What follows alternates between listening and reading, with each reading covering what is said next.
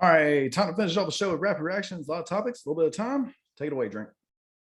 Let's roll, baby. New Orleans Pelicans forward Zion Williamson spoke with the media today for the first time since September and said he would, and I quote, of course, sign an extension this offseason if the Pelicans offer him one.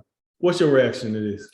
The media should, I don't know, stop asking extension questions about a guy who's played 85 games in 3 years. That's my reaction. I don't want to hear about extension. How about you extend your run of actually playing on the court? Let's try extending that first. NCAA President Mark Emmert announced Tuesday he will be stepping down from his position no later than June 30th of 2023. Given the recent changes with NIL and the transfer portal, does this even matter? Yes, because you're speaking into the realm of college football, but you got to understand he the NCAA president, so he has to worry about the other sports as well. So I think it is a place for them just because of the other sports.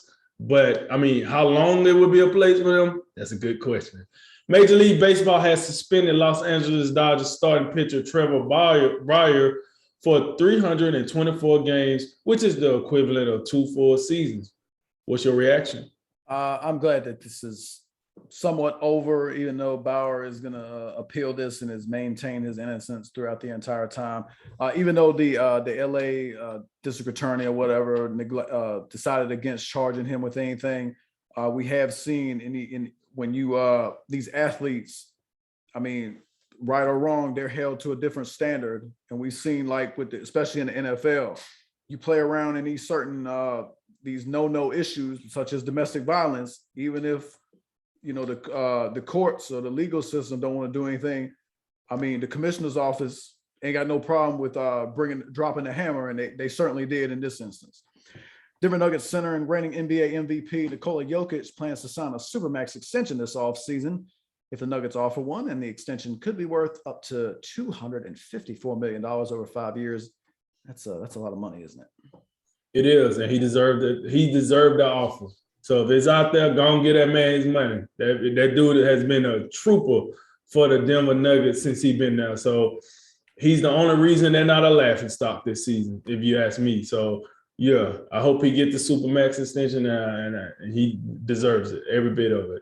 The Raiders have announced they will not pick up the fifth-year options of any of their first-round picks from 2019. Is that an indictment against former GM Mike Mayock? Oh, you know it is. You know it is, especially reach alert and bust alert, calling one Cleveland Farrell 8 sacks in 3 years. Yeah, everybody knew that.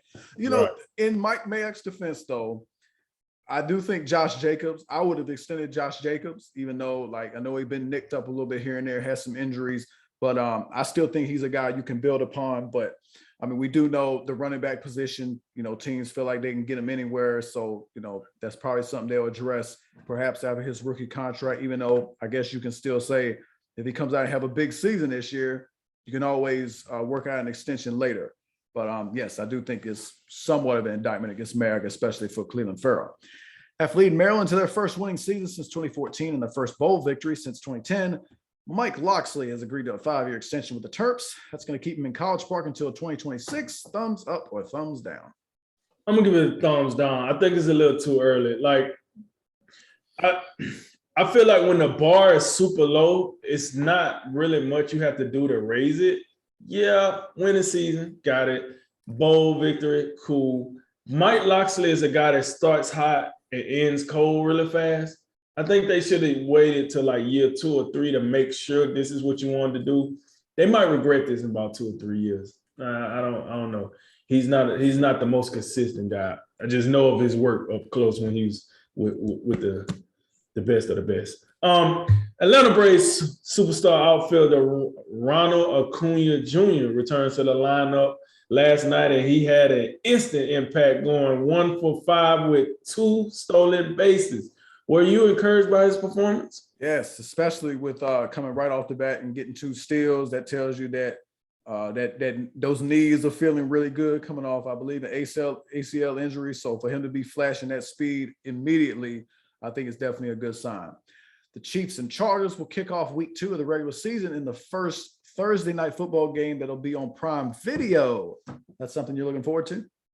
I don't really give a rip about it being on Prime Video, but I am looking forward to the game itself.